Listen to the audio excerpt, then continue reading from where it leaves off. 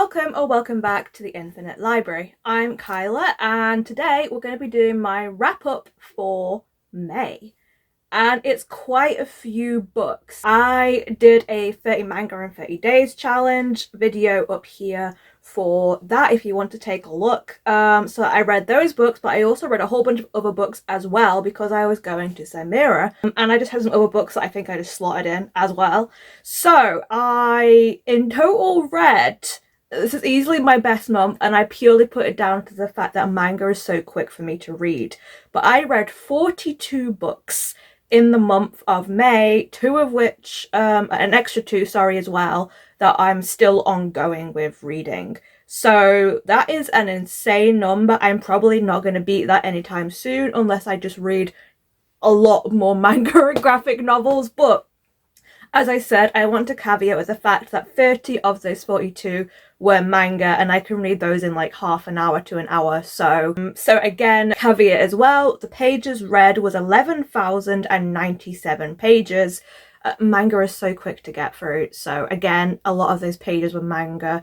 So not like full pages of text. Format wise, I read 26 of the books physically, 16 digitally, and 5 via audio. I am really getting into my audiobook era, apparently. Just with like traveling and doing stuff that I need to put on in the background, audio has been so good for me, honestly, with that. So yeah, I've actually been quite enjoying reading some audiobooks. I'm always going to be a physical book reader, but I'm not mad about the fact that I'm, using audio a little bit more because I am getting through stuff a little bit faster and it's giving me a different experience of reading, which is nice. It makes it a bit diverse in how I read things. So the genres, I obviously read 30 manga, and then aside from that, I read 8 fantasy, 2 sci-fi, 2 horror, 1 literary fiction, and 1 non-fiction. I know, I don't read non-fiction very much, so that was a nice surprise. And the source, where I got them from, 27 of these books were from my original TBR, like my physical TBR. 13 were from the library, 2 I bought, 4 I borrowed, and 1 was an ARC. So, to get into the ratings, I thankfully had no 1 stars. I did have 5 2 stars. I had 18 3 stars, 17 4 stars, and 2 5 stars. I also DNF'd 3 books. So that actually gives me an average rating overall of 3.64, which isn't awful. But yeah, there's a lot of 3 stars. I did DNF a few. That is just kind of what happens when you read as much as you do. I didn't DNF any of the manga because obviously I was doing that for a challenge, but because I was trying to read a lot of books for Cymera, basically I wanted to try and try out as many of the authors as I could for this book festival I was going to in Edinburgh called Cymera. And I would try some of the authors. I didn't actually put all the authors into this. If I only read a couple of pages and I was just like, nah, then I haven't put them in. But some of the books I maybe read like 50 to 100 pages, and I was just like, I can tell this book is only going to be like a 3 star, or I can tell it's just not for me. So I DNF it. So that is mostly the reason for the DNFs, to be honest, because I was really trying to make use of my time. So I was prioritizing reading the books that I knew I was going to get like a 4 star or a 5 star, books I knew I was going to love, to then meet the authors and go to their panels. So I was trying not to read the books that I really wasn't feeling, essentially. So yeah, that's all the stats. Let's get on to the books themselves. So because there are so many books, I wanted to try and put a little bit of structure into this wrap up because there's just too many for me to go through in like a very good, like if I did it like in order of what I read, it's going to be such a mishmash. So I've actually decided to categorize my books into 6 different categories, I believe, of how I felt. Like I've kind of grouped them basically into how I feel about them, and they all kind of fit into a certain feeling, essentially, of how I felt about the book. So we're going to go from the worst, essentially, not necessarily bad books, but the ones that just weren't for me, up to like the best books that I read. So we're going to start at a low, but we're going to end at a high. So because I have a whole video where I talk in depth about the manga, I'm really not going to talk very much about the manga in this wrap up because I'm just going to be repeating myself. So if you're interested in hearing more about the manga that I've read, go watch that video. I'm just going to mention them briefly here with a brief like what I thought of it and not go into any details. So I'm calling the first category, I judged by the cover or the premise, to be honest. Essentially, these were books that I thought I would love, and then I didn't. Basically, like, it just wasn't for me, or I just didn't really enjoy it. Some of these I'm quite sad about. So the first one actually is one of my DNFs, and it's A Market of Dreams and Destiny by Trip Gailey. This was a book that was one of the ones for Cymera. On paper, this sounds exactly up my alley. It is about a male-male romance set in like a Victorian sort of alternate London where there is a goblin market that is underneath London. And one of the boys is essentially like, they're both kind of in indenture. One is like somewhere in a workhouse above ground, and one is kind of owned by one of the merchants in the goblin market. And they basically kind of make a deal, and there was a whole thing where I've forgotten their names, I'm sorry. Oh my god. I know the boy above is Owain, but I've forgotten who, Derry, I think his name is. Derry essentially ends up getting like a really pricey sort of item, and he is trying to find a way to use what this could be to get his freedom, essentially. I think it gets deeper than that, and he starts looking into getting the freedom of Owain as well, and more people. And it sounds great, don't get me wrong, and I think the writing was fine. I listened to this by audiobook, and the audiobook narrator was actually quite good as well. He put in a lot of good voices, but it just unfortunately wasn't for me. I loved the world building in this so much. I loved the goblin market. I was actually very happy to find out when I was in the panel that the author is basically doing like a TTRPG based around the goblin market in the book, where you actually play as a merchant, and I would play that in a heartbeat because that was just so interesting. I love what they did with that, but I just didn't love the characters, and that for me is a book killer. I found Owain to be quite boring. I didn't really like Derry all that much. I thought their relationship moved way too fast, and I didn't really get much in the way of emotion between them. So yeah, it just didn't work for me, unfortunately. I did like get a fair amount through. I think I must have got like 120, 150 pages in before I just realized that I didn't care what was going on, and I was finding some bits a little bit cringy with the relationship. So yeah, I DNF'd. I realized I just didn't care enough, even though the premise is so cool, the world building I absolutely adored, but yeah, it just wasn't for me, unfortunately. So I was really sad to DNF that one, but it is what it is. I had two more books in this category. One I have right here, and that is Classmates or Dokyusei by Asumiko Nakamura. This is technically a standalone volume, but it has like sequels. And I read this for the manga project, obviously. And yeah, I was kind of expecting a lot more from this than what it was. It has a lot of hype. I just found it to be very average, basically. So yeah, that was a shame.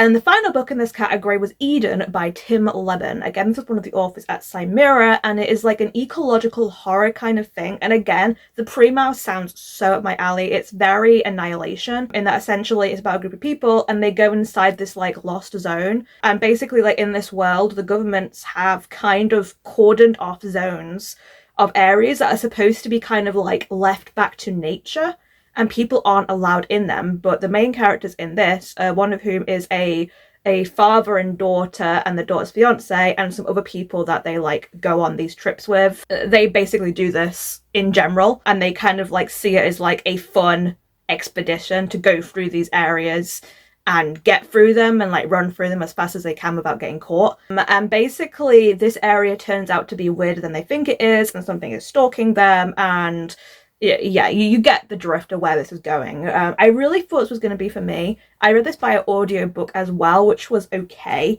but honestly, it just wasn't very memorable. Like, I read this a few weeks ago.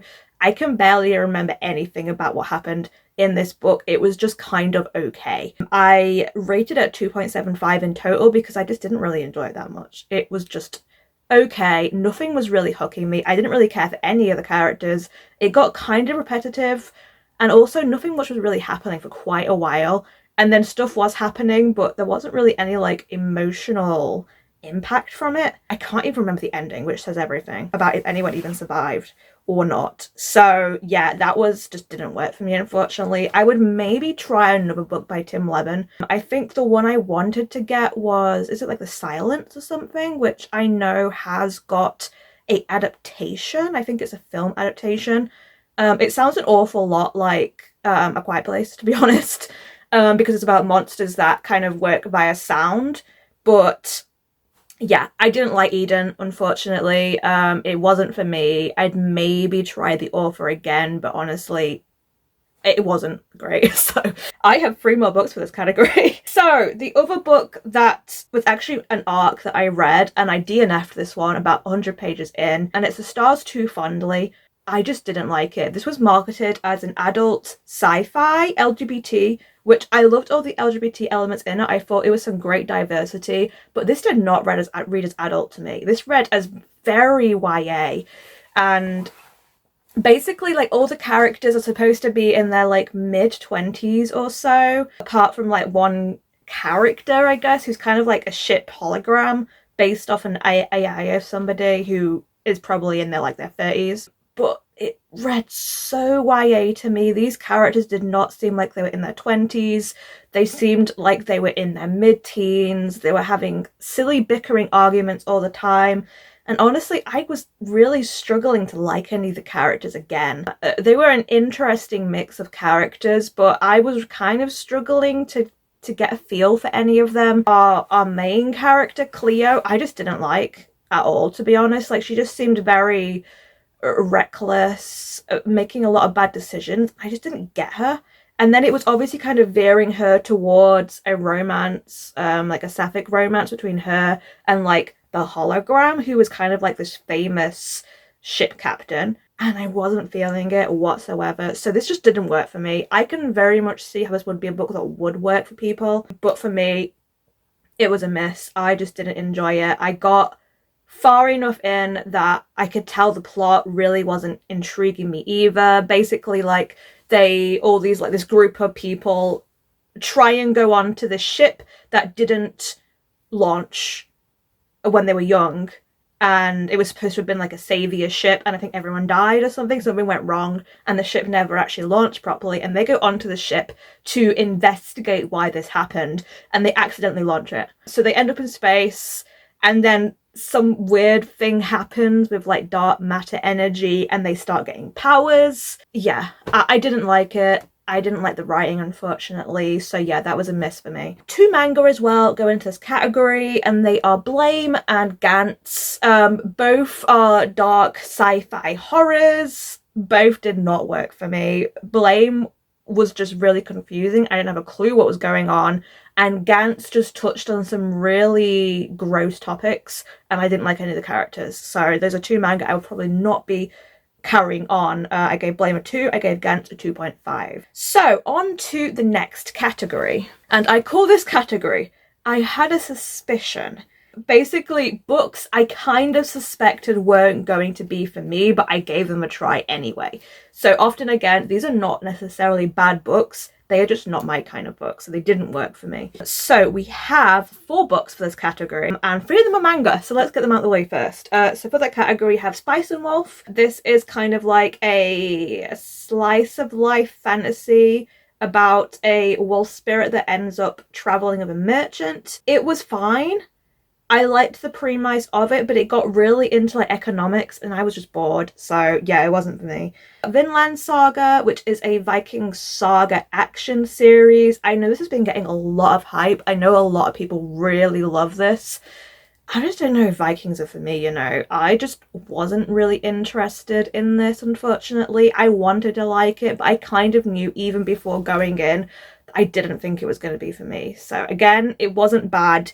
It just really wasn't for me. I gave Spice and Wolf a 3 because it had some good things in it, and Vinland Saga just failed to capture my interest entirely, so I gave it a 2. Assassination Classroom also falls into this category. I gave it a 2.75. I liked it not the most of those 3 manga, but I could very much see how people would love it, but there just wasn't enough plot and interest in the characters for me to be invested into it, so it just didn't work for me. And then the final book in this category is Get in Trouble by Kelly Link. This is a short story collection by Kelly Link, and I felt very mixed about this one. I actually really liked the first story in this. I gave it a 4. It's called The Summer People, but everything else I didn't really like all that much in this book, unfortunately. Let's see, I got 2, a 3, a 3, a 3, a 3, a 4. What was the 4? Oh, that was about this world where like there's these like robot boyfriends you can buy, and this girl steals her friend's boyfriend who's a ghost. It was interesting, so I did like that one. 3 and a 3, so it was just very mid, unfortunately. And again, I read this because the author was going to be at Cymera, and I was kind of intrigued. She just only wrote short stories before, and this was like her debut book, and I just didn't really like her writing style, unfortunately. I don't think her plotting really resonated with me. So a lot of these stories were just kind of, they were either just kind of fine, or they were so weird that I just couldn't really get my head around them, so we just didn't gel, basically. I can definitely see how this would very much work for some people, but for me, it was just too weird, and I like weird stuff, but this was weird in a way that I couldn't get on with. There was a lot of, like, gross people, and yeah, it didn't work for me, unfortunately. So it's a shame, because I enjoyed that first story so much. I really thought I was gonna love all this, and then yeah, it didn't work out. So that is that category. The next category is where quite a lot of books are falling into, and it is the 3-star curse. These are the books that are not bad. These are the books that are actually pretty good, but they're never more than a 3-star. They just kind of sit in that it was fine kind of category, and it's a shame. So yeah, I think I have, let's count, I have 9 books for this category, so quite a hefty one. So I'll go through them all now. A lot of these, as you can see, I read them digitally, or they were library books that I've taken back already, so I don't have many of these physically. So the first book in this category was actually a DNF, and it was The Mystery of Dunvegan Castle by T.L. Huchu. I actually quite liked this one. This is a Jamaican Scottish book, essentially, and the main character, I believe, is Jamaican Scottish, and it's set in Edinburgh, and she's basically like a medium, and this is kind of like a closed murder mystery in where she is taking place at a convention in this castle with a lot of magicians and stuff, and then a librarian is killed, and it's up to the main character to figure out who did it. So it was a really good premise, but this was the 3rd book in the series, and I got to like a halfway point, and I was quite liking it. I wasn't loving it, but I was liking it, and it was starting to become clear to me that I was really missing stuff. Like, it was talking about characters that I didn't really know who they were, and I didn't get the emotional emphasis from those characters and what they were doing. So I think I'm actually going to go right back to the start of this series, and I'm going to start it from the beginning and actually still read this. So yeah, it wasn't bad. I thought the audiobook was okay. The writing style is a bit unusual because there's an awful lot of slang in the writing style of how the main character talks, and I wasn't crazy on that. But I think I could kind of get past it to still enjoy what was going on. So yeah, basically this is like a soft DNF, and I am going to go back to this series, but I want to try it from the beginning. I'll probably do it all by audiobook because it is like a Scottish narrator, and I thought she was quite good. I then read A Pocketful of Crows by Joanne Harris. She's written an awful lot of, she's written a lot of diverse stuff, to be honest, but this is like her kind of like folk retellings of British folklore, and this one was just fine. I really do like retellings, as you've probably seen from videos I've done in the past, but this one didn't work for me. It felt very clinical. Like, I very much felt like I was kind of an observer reading this story, and I just couldn't get emotionally invested into it. Like, there was nothing wrong with the story itself or the writing, but I just couldn't get into it. Like, this is actually an illustrated story, which was nice, and it tells the story of like this, she's kind of like a fae girl in the woods, and she falls in love with like this prince, and she kind of seduces him, but then he betrays her, and she kind of goes into like a vengeance thing, and it's a lot about identity, and it's a lot about feminism and how she kind of like gave up her identity and let him name her, and she lost her powers because of it. And then it's about her reclaiming that and becoming herself again. So yeah, it's a really good concept, don't get me wrong, and objectively it was a really good story, but it just didn't work for me. Something was just missing. So I don't think I'll bother trying to read Mora Joanne Harris again, because I didn't click with it. So I gave it a 3.25 because again, it's not bad, but yeah, it just didn't work. Then I have a whole set of manga. So we have Skip to Loafer, which was just a typical rom-com. Not a lot going on. It was fine. I would probably carry it on as an easy read, but again, nothing major. Magical Miracle was one that I borrowed. Again, this was fine. There was nothing bad about it. It had some really cute art, but I just wasn't really invested into it. So again, it got a 3. Banana Fish probably should have been in the I Had a Suspicion category actually, but this is like a dark gangster sort of series with some BL elements. It was fine. I wasn't super invested. I might carry it on in the anime, but yeah, didn't like it that much. A Man and His Cat, super cute. Not a lot going on, to be honest. So again, I would maybe keep reading this as like an easy read when I want a turn your brain off sweet kind of series to read, but it was just kind of fine and didn't really stick with me. And then the last 2 manga was Seven Seeds. This just wasn't as exciting as the premise made it out to be. It was fine. I could see it getting really good, so it has potential to come out of this 3-star curse, but that volume alone didn't hit for me. And then Wish by Clamp was just very typical of Clamp, and I'm very used to their style now, and there just wasn't anything that really stood out for me. I found it to be a little bit shallow, so yeah, unfortunately didn't love that. Gave it a 3. And the final book is an interesting one because this one could have been a 4-star, and it is The Lighthouse Witches by CJ Tudor, and I was very intrigued by the concept of this one. This is essentially about this mother and her 2 daughters, and they go away to this like really isolated sort of village on a Scottish island where the mother is taking on a commission to paint a mural inside this lighthouse for this like mysterious rich benefactor. And the whole island has a thing about people who go missing, and specifically children who go missing and then return different.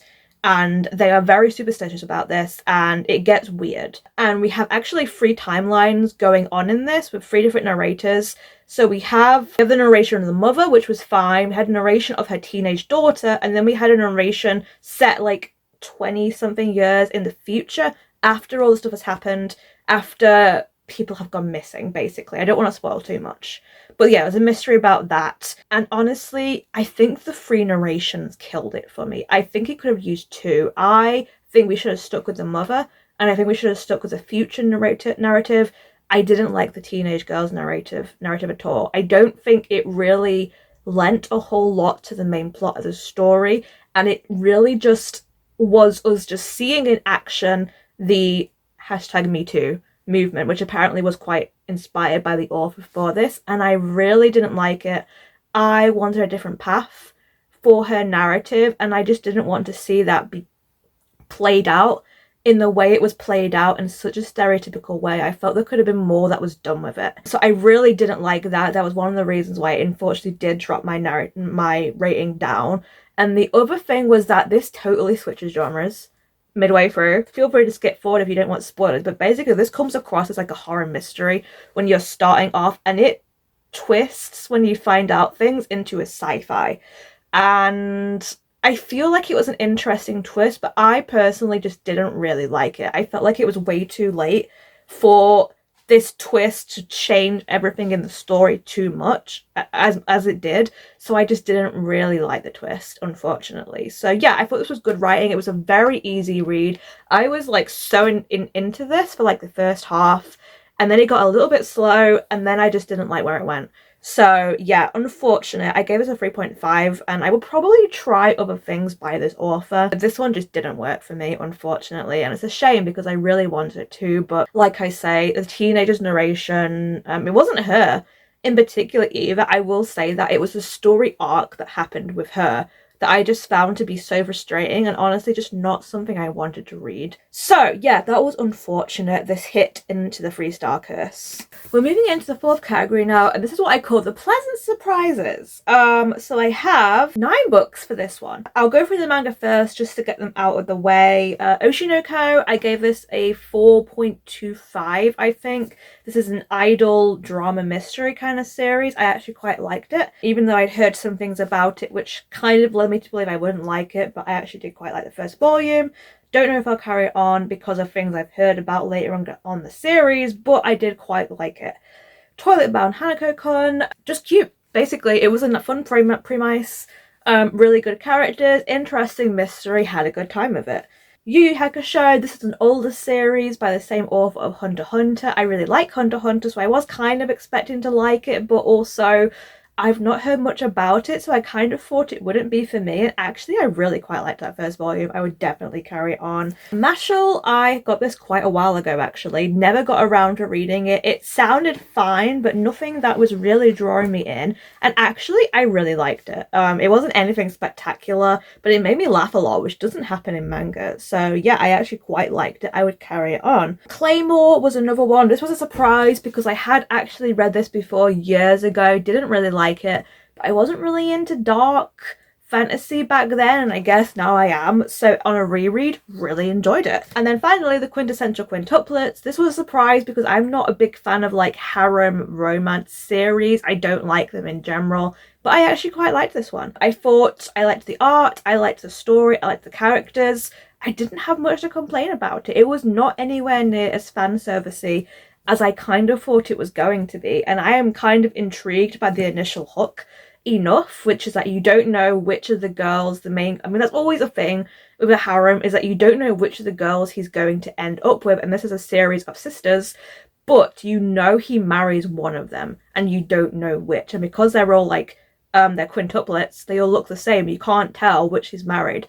So yeah, I'm intrigued enough to carry that one on. So the books that I read To Gaze Upon Wicked Gods by Molly X Chang. I am aware this has been getting an awful lot of discourse at the moment because of the people interpreting this as being like a colonialism romance kind of thing. Honestly, I really liked it. I didn't really get the romance from this that I think people are kind of saying it is. I think it is a very like flawed main character who is doing all the wrong things, basically. But you kind of like, you see her like trying to persuade herself that what she's doing is right, even though it's obvious it's really wrong. And part of that is in trusting in the Roman prince. And there are some romance elements that happen in it later on, but I never really got the impression this was a romance book. There are a few elements of romance, and the ending very much seems to put paid to the fact that is going to progress. So yeah, actually I really enjoyed this. I had a good time with this. I really thought the whole unreliable narrator thing with Rugen was interesting, and yeah, I enjoyed it. I gave it a, what did I give it? A 4.25. So I would be interested in carrying on the series. I'd say if you're not sure because of the discourse around it, give it a try, because I do think this is more of a critique of how people do the wrong things because they think it's for the right reason, and how they believe that kind of like siding with almost like the bad side because they are trying to self-preserve themselves. Yeah, I thought it was interesting. I actually quite liked it. So yeah, that's my thoughts on that one. I also read The Book of Doors by Gareth Brown. This is a debut, and I really enjoyed this one. I gave this one a 4.5. I just enjoyed what it was trying to do. I liked that we had our main character and that it is not just her, but we also have her with her best friend who's her flatmate for quite a lot of it. The romance elements were very minimal, which if you know me, you know I like, but it was really interesting. Basically, it's about this girl called Cassie. She ends up inheriting this like mysterious book, which turns out to be magical, and actually ends up being a book that can open any door anywhere in the world at any time period. The time travel stuff becomes important. And actually, this has had like a really good cast of characters into it, and it actually gets kind of like heisty later on, which I didn't think it was going to. So like it had like some nice kind of like character development introspection moments. There's a whole thing with the main character's father and with the man who gives her the book essentially, and there was a lot going on with that, which I really enjoyed. Every character has their kind of own arc, which I appreciated. Like, even though Cassie is the main character, we kind of got to see a lot from all the other characters, which I enjoyed. The villain was really scary. I really had a good time with this. I think the author's probably going to write some more like in this world in the future, and I'd be really happy to read it. So yeah, if you've been on the fence about this one, I highly recommend it. I had a really good time with it. Finally, in this category is My Frozen Open Grave by Tori Bobolino. I was kind of expecting to really like this anyway, but it surprised me because this wasn't exactly what I thought it was going to be. I really thought it was going to be pure horror. It is about a young girl who, it's a labyrinth retelling. So basically her brother gets like taken away by this like figure in the forest, Lord of the Woods, and she has to kind of like get him back by making a bargain with him, but it didn't go the way I thought it was going to go, and I really enjoyed how, even though it kind of starts off more in the horror, it actually gets quite cottagecore and found family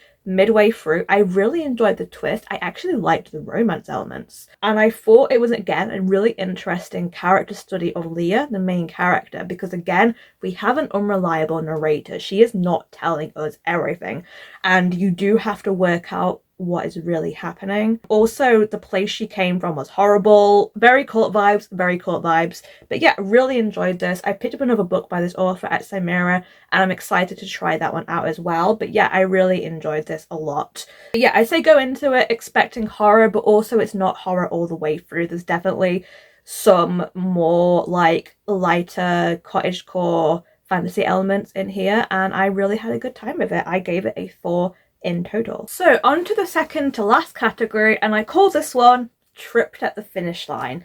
Basically, these were books that they did so well. They could have almost been like a favorite of mine, and then something just didn't quite hit. Either something happened that kind of put me off it a little bit, something just didn't quite work that stopped it from being a favorite, even though like objectively maybe it was a favorite. Yeah, these were the books that I was like maybe slightly disappointed in. I had high expectations but didn't quite hit them. So again, we'll go through the manga first just to get them out of the way. We have Our Dreams at Dusk. This is an LGBT kind of drama series. Really liked it, but I wasn't super invested into it, but I would definitely carry this on. I gave it a, where is it? I gave it 4 star. Blue Period, similarly, really interesting concept, really nice art. It is about a boy who kind of has no ambitions and ends up taking up painting and getting really kind of like into that and starts to pursue it as a career. A lot happens in the first volume, which I was very surprised by, and I liked it, but it very much just felt like I was reading it at the wrong time. Like I just couldn't get myself into it, and I feel like I just need to try this again at another time, and I think it would really work for me then. The Girl from the Other Side, this was good, just not enough happened in the first volume for me to get super into it. Again, I think this has potential to become a really favourite series of mine, but so little happened. It was very slice of lifey, which I'm fine with. But there was like darker elements that were coming in, but none of them really came out in the first volume, although the cliffhanger was amazing. So yeah, I gave this one a 4 star. Really nice art, really good premise. Just didn't quite get going in the first volume, I thought. Doubt was another one. I gave this a 4, a mid 4, I'd say. Really liked it. Was kind of exactly what I thought it was going to be from like a death game kind of series, but the characters just didn't quite work for me once again. I feel like in these kind of series, to get fully immersed, you have to be fully invested in at least one of the characters, and I just wasn't.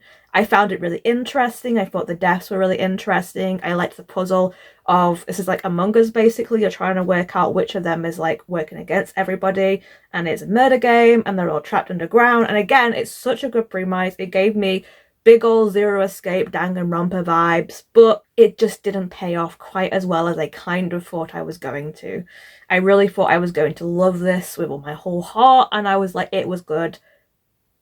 Yeah, it was a 4. Other manga, then there is Flowers of Evil and Blood on the Tracks. They are actually by the same author. I did like both of them for different reasons. I think I liked Flowers of Evil a little bit more than Blood on the Tracks, even though I know Blood on the Tracks has been getting a lot of hype recently. And I thought they were both good, but again, I just didn't quite get that emotional investment.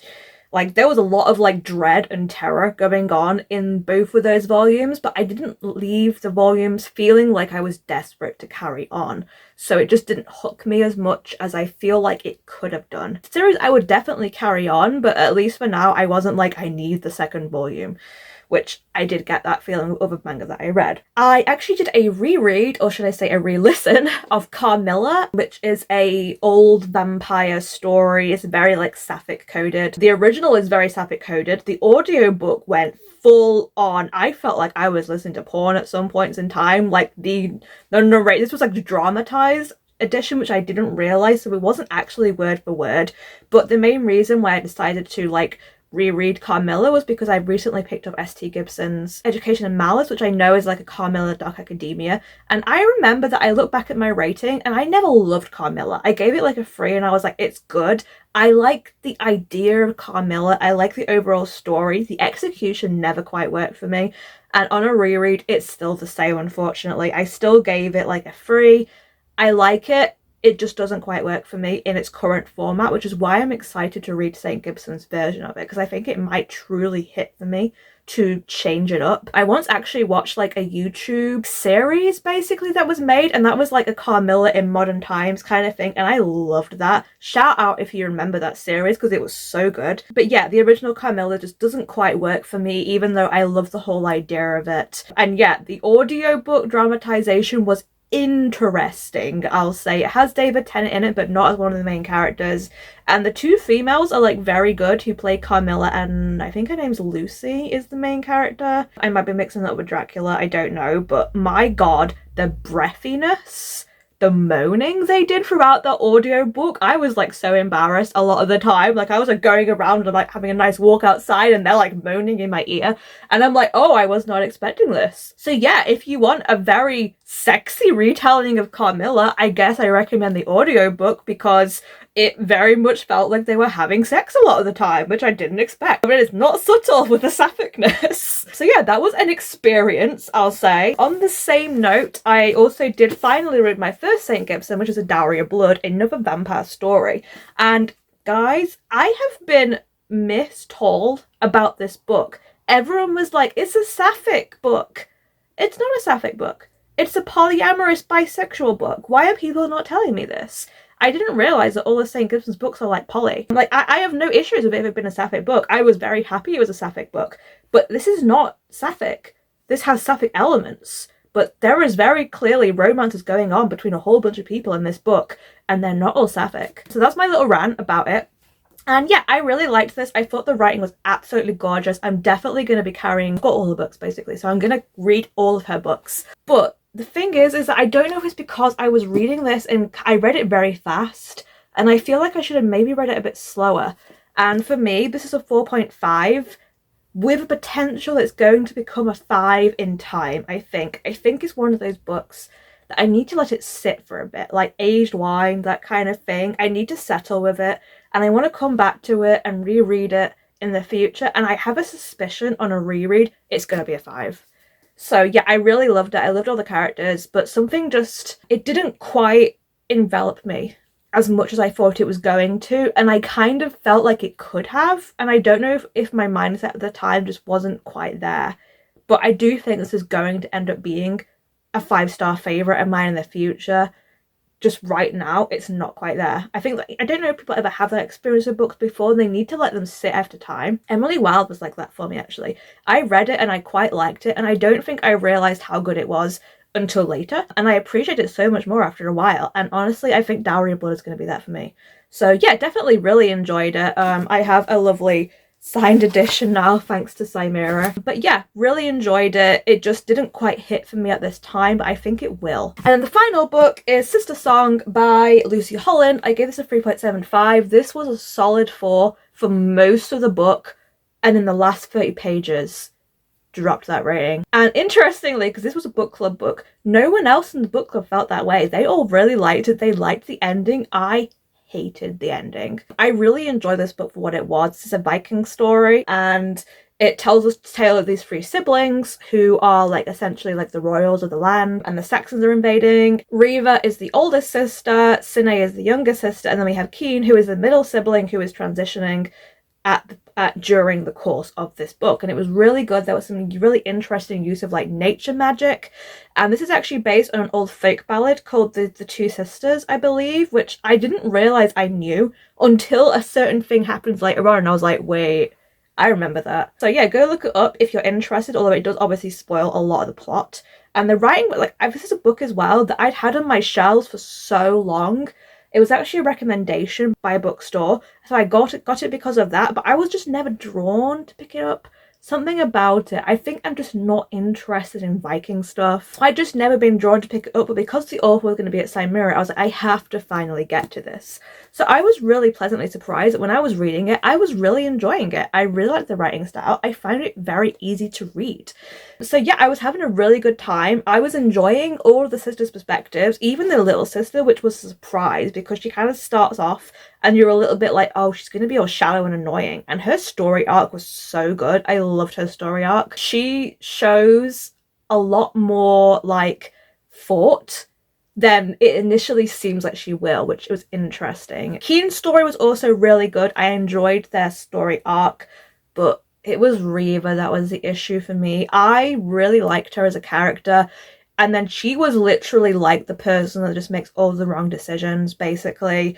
And then the end of her story arc just really disappointed me and really saddened me, and I just really didn't like what happened with her at the very end. I'm not going to spoil it anything, but that is what made me drop this book down, unfortunately, to a high 3, because I just didn't find the ending very satisfying. I found it very depressing. And yes, I feel like it's very realistic, but I just didn't like it. I didn't think it was a good end to her arc. And like I say, like, it doesn't matter that it wasn't like a happy end, because that doesn't really happen for these other siblings either. But I just found it to be very disappointing. I felt like it kind of backtracked a little bit on things that had gone on previously in the book. And yeah, it just didn't like the ending, unfortunately. So I do have the next book by Lucy Holland, and I'm hoping I will like all of it. But yeah, basically this is the definition to me of it, trip to the finish line. Okay, so we're finally on the last category, and this is the books that were everything I wanted them to be. They may not be a 5-star, but they were exactly what I wanted, and yeah, to me they were great. And I don't have much complaints about them, I suppose. So I'll do the manga as well at the beginning, just to get them out of the way again. Villains Are Destined to Die. This was a webtoon originally, I believe, a Korean one, and it is basically about this girl who ends up getting stuck inside like her favorite, well, not her favorite, but this like dating game that she got super into as a villain, and has to survive. It's been done before, but this was done really well. The art was gorgeous.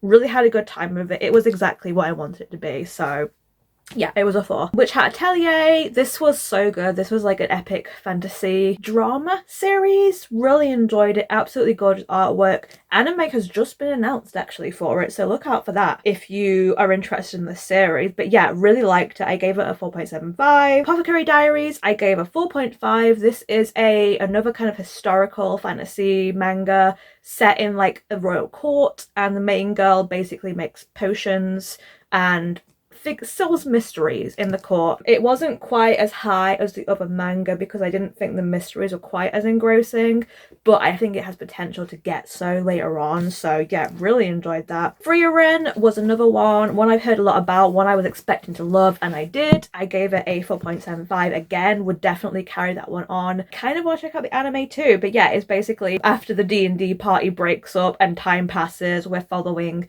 a elf called Frieren, who, because she's an elf, is very long-lived, and so basically she's had to watch all her old teammates kind of get old and pass away, and she starts realizing the importance of people and companionship and what those memories are. It's a much more somber story, but I really enjoyed it. Monster was another one I rated a 4. This was really good. Psychological drama horror kind of thing. Definitely going to be carrying this one on. I really liked it. Highly recommend if you're interested in like darker drama series about like morality and that kind of stuff. And then the final manga was the one I rated a 5-star. Spoiler for the vlog. And it's the summer that Hikaru died. I love this one so much. I've already bought the next 2 volumes that are currently out. This is a horror BL about a boy who goes away into the summer and comes back different is all I'm going to say.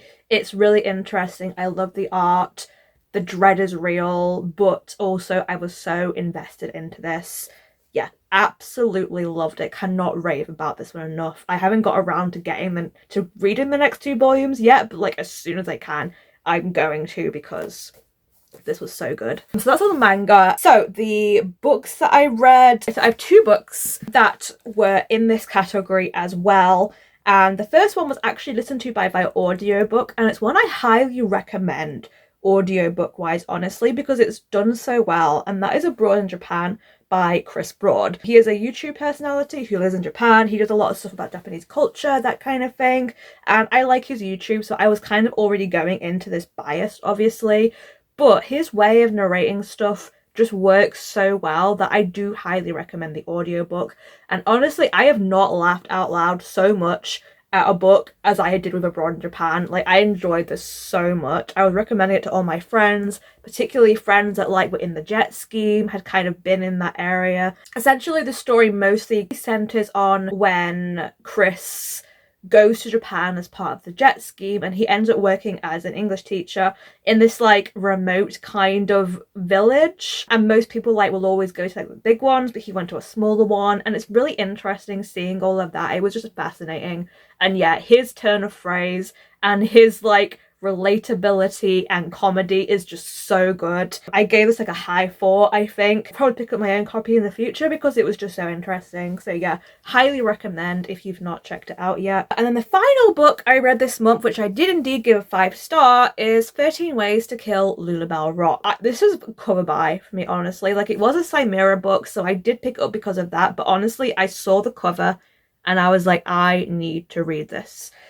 This is a sci-fi book, actually, about this actress called Lulabelle Rock, who basically, because she's like popular, makes clones of herself to essentially go out and like market herself, go and be seen in places, go do things that she doesn't have the time or the energy to do. And she's made 12 of these so far, and at the beginning she makes a 13th one, who is the narrative that we follow throughout this.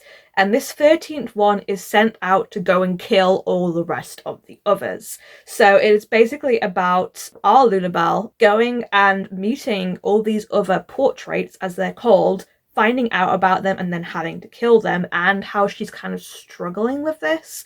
And I love this so much. Something about this just totally clicked with me. It's not very long. I read it very quickly, I think, because I was just so into it. I didn't expect a romance, which I kind of love. And yeah, I feel like this maybe hasn't been getting very much hype, but honestly, I had such a good time with this. I just loved this from start to end. It's got a whole thing about like tarot going through it as well, and she kind of like starts naming all the different portraits as being like different tarot cards of the major arcana. And yeah, it was just, I had such a good time with this. I love this from start to end. Okay, so that is all the books that I read in the month of May. Quite a lot of them. So now all I gotta do is have a look at my bingo board and see if we've got anywhere this month. So there it is. This is what it was from April. So let's go through each one and see if we made any progress. So I wanted to read 5 manga series. I did not complete any manga series, but I started a whole load. Basically, part of the thing I was doing with this challenge is that the top 5 are ones I'm going to be carrying on throughout the course of the year. So I will hopefully be making some progress on this square, but I didn't complete any series in this month, so we're still at a 1 for that one. Read 50% of 2024 purchases. Because I did the manga challenge and I read an awful lot of books for Cymera, I have actually made progress on this. I was at 17% last month. I'm now at 31%, which is not bad. I'm actually getting closer to the 50%.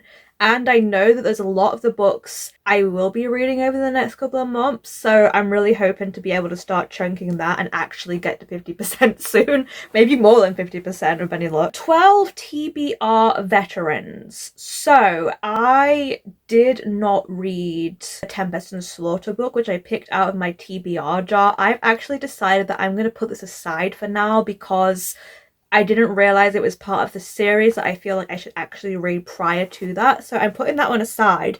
But I definitely did still read a TBR veteran this month because I've had Sistersong for so freaking long. I've had it for a couple of years and just keep putting it off. And Cymera thankfully made me finally read it, and I'm so glad I did. So I am gonna still say that I did read one TBR veteran this month because of this. 10 horror or thriller books. Definitely made some progress in that this month. I read Eden by Tim Levin, that was a horror. I also read Carmilla, that was a horror.